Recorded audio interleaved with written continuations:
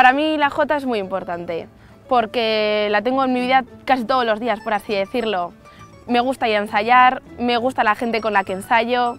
Para mí la jota es también un grupo de amigos.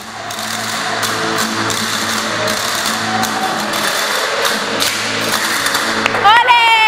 ¡Así sí! ¿Qué tal? Desde Holanda la jota se vive con más emoción que nunca.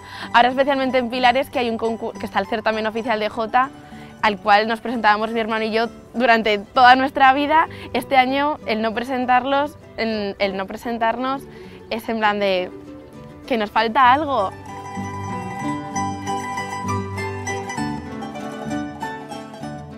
En Holanda no puedo bailar jota, más que nada porque dirían, pero esta chica ¿qué hace? ¿Cuánto salta? Así que dije, bueno, yo sin bailar no puedo estar. Y pensé, oye, si cambio de vida, voy a probar un estilo nuevo, no siempre todo jota. Así que decidí apuntarme a clases de salsa. La salsa me gusta, pero como la jota, no hay nada. Y luego siempre está la moqueta. Bueno, y unas manticas. Cristina, me da miedo porque, o sea, es que me veo a las 3 durmiendo con un palo así. O sea. Y la echamos mucho de menos porque es la sonrisa en persona, vamos, es entrar y siempre te recibe con una sonrisa y un abrazo. ¿Y qué tal? ¿Y qué tal? Y claro, ahora nos falta eso.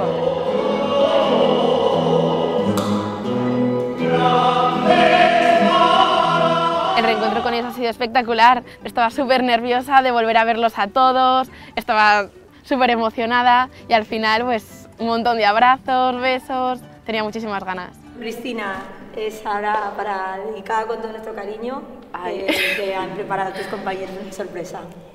Adelante, compañeros.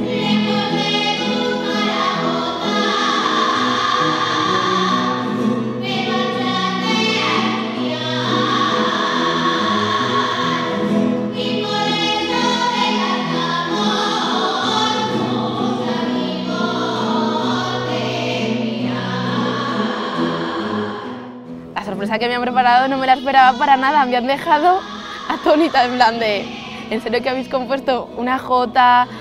Y además la han cantado súper bien, todos mis compañeros ahí, tanto de rondalla, canto, baile, la verdad que no me lo esperaba y súper emocionante.